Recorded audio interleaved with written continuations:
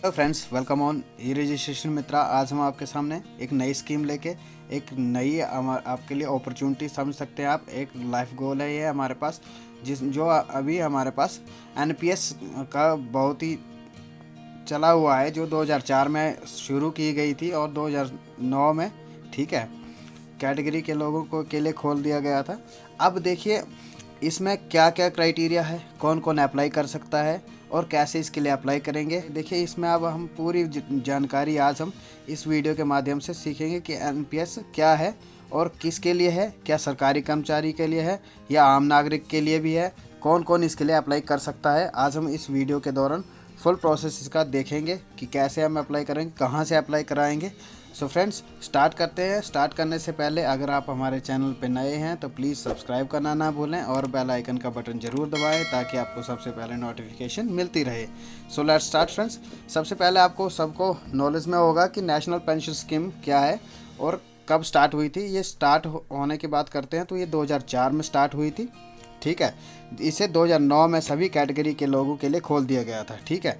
जो पहले था कुछ क्राइटेरिया फिक्स था कि ये सरकारी कर्मचारी ठीक है अप्लाई कर सकते हैं, लेकिन 2009 में इसमें अमेंडमेंट किया गया जिसमें ये कहा गया कि कोई किसी भी कैटेगरी का पर्सन, कैटेगरी मीन्स कोई भी सरकारी व गैर सरकारी ठीक है आम नागरिक इसके लिए अप्लाई कर सकता है। तो इसमें आप देखिए इसमें क्या है कि आपको एक नियमित राशि, ठीक है, नियमित रूप से जो राशि होगी योगदान दे सकता है, जो मंथली होता है, जो ठीक है, जिसमें आप ऐसा नहीं है कि इसमें आप फिक्स रहोगे। जो भी अमाउंट आपने मान लिया मंथली आपने डिडक्ट करवा लिया वो आप निकाल नहीं सकते।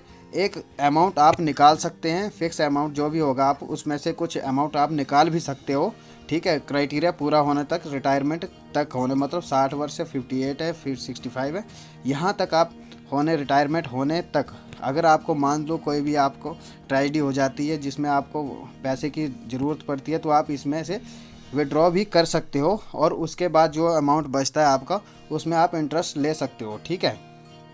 और इसके लिए आप देखेंगे हम कि इसके लिए हम कैसे निवेश करेंगे, ठीक है, कौन कौन लोग इसके लिए अप्लाई कर सकते हैं। तो फ्रेंड्स हमारे पास केंद्रीय सरकार के कर्मचारी, सेंट्रल गवर्नमेंट के, ठीक है, स्टेट गवर्नमेंट, जो प्राइवेट कंपनियों में काम करते हैं वो भी कर सकते हैं, और अब देखिए आम नागरिक भी इसके लिए अप्लाई कर सकते हैं, ठीक है।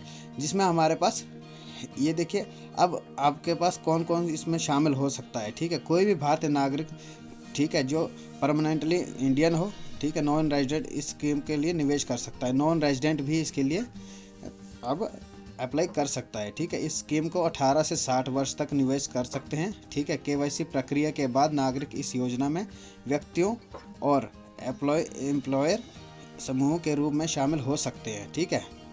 एम्प्लॉय और एम्प्लॉयर, ठीक है, मतलब जो काम कर रहा है वो भी और काम देने वाला वो भी।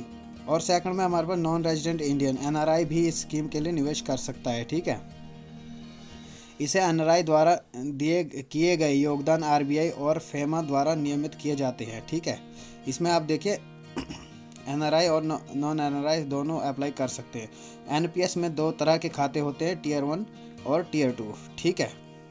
जिसमें हमारे पास 60 साल की उम्र तक टियर 1 से फंड विड्रॉ नहीं किया जा सकता है, ठीक है। टियर 2 में एनपीएस खाता एक बचत खाते की तरह काम करता है, ठीक है। जो टियर 2 है हमारे पास एनपीएस खाता है वो बचत खाते की तरह काम करता है, ठीक है, जहां से ग्राहक अपनी ज़रूरत के हिसाब से पैसा निकाल सकता है, ठीक है।